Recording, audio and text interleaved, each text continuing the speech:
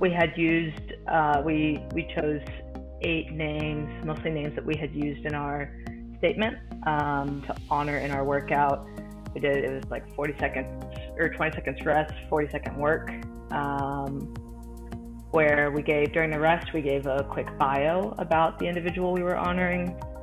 And then for the final 46 seconds, we held a plank while we ran a non-exhaustive list of some other names. As soon as we decided that this was something we were going to do, we were like, we're going to put our full effort into this. We're going to make it intentional. And so one piece of that was, if you look on the YouTube videos, we have bios of all of the lives that we're honoring during the plank. Because just because those names weren't the ones that we paired with an exercise doesn't make them any less important. Doesn't mean that that's not someone you should learn about.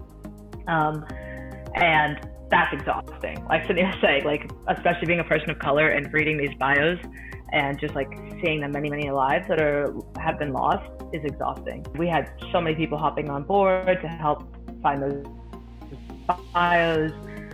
Everyone participated in writing the bios about the lives that we honored for those 20 seconds, and figuring out which exercises we were going to do. On the first call, we had an incoming freshman that was like, "Oh, I'll make the video, don't worry about it." And it just, people's buy-in was incredible. Yeah, so Evelyn did a fantastic job with that video. I was like, "Oh, I kind of want this, I kind of want that, you know, whatever you think." And then she sends like an example, and it was amazing. And we wanted the teams that were participating to really feel a part of it, and for people to be able to see how many teams were participating. And so we did make a Facebook album with team pictures of all the teams that were participating, which climbed upwards of 60, I think, which is really cool.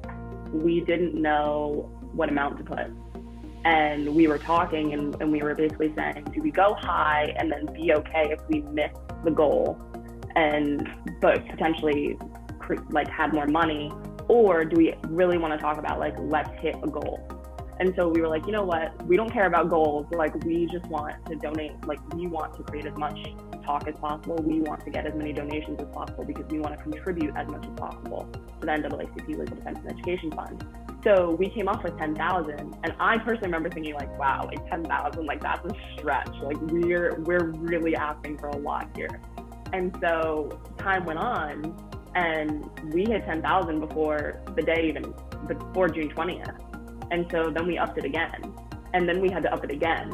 And I think that constant like text in the group where it was like, hey guys, just want to let everyone know this is what we just hit. And everyone's like, oh my gosh, like what is happening?